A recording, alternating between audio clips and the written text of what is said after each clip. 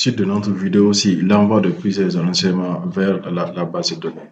Dans ce second exemple, nous allons sélectionner quelques éléments dans la table et nous allons essayer d'envoyer uniquement ces renseignements-là. Pour ce faire, nous allons créer un bouton que nous allons appeler envoyer la sélection.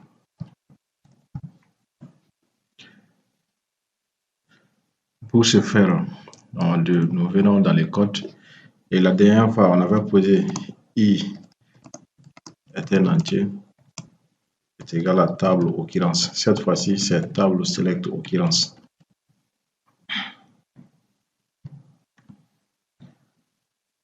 La table est saisie. Ça permet de récupérer la liste des lignes qui sont sélectionnées dans notre table. Donc, et on va faire notre formule qui permet de parcourir ça. Pour i, pour x égal à 1 à i. Donc ici, pour aller rapidement, on peut copier les codes qu'on a mis ici.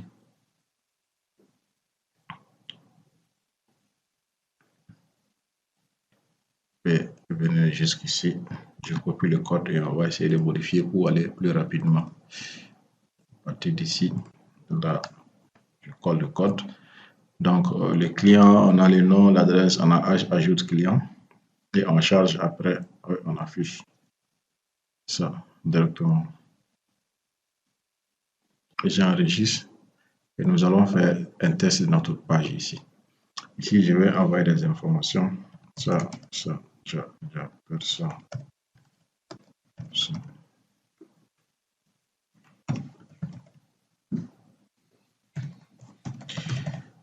On va ajouter quelques renseignements. Je mets ici Moussa Fofana, Bamako, et on fait Moussa, je le mets en minuscule. Moussa gmail.com. On va ajouter ça ici pour aller rapidement.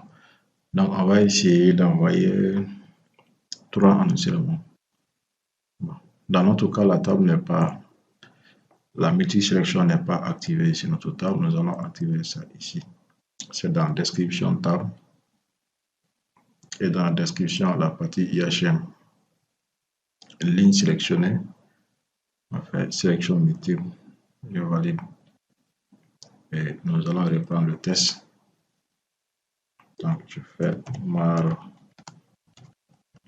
Dianta, adresse, je mets Burkina, je mets pour l'email, on va prendre omar@yahoo.fr. Je l'ajoute, j'ajoute D avec Omar, je mets ici.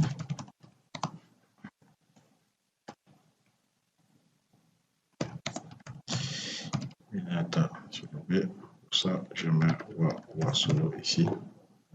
Et là, je mets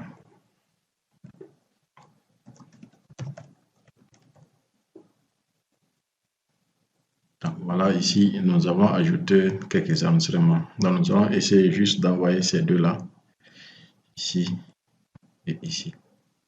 On va uniquement envoyer ces deux-là vers notre base de données.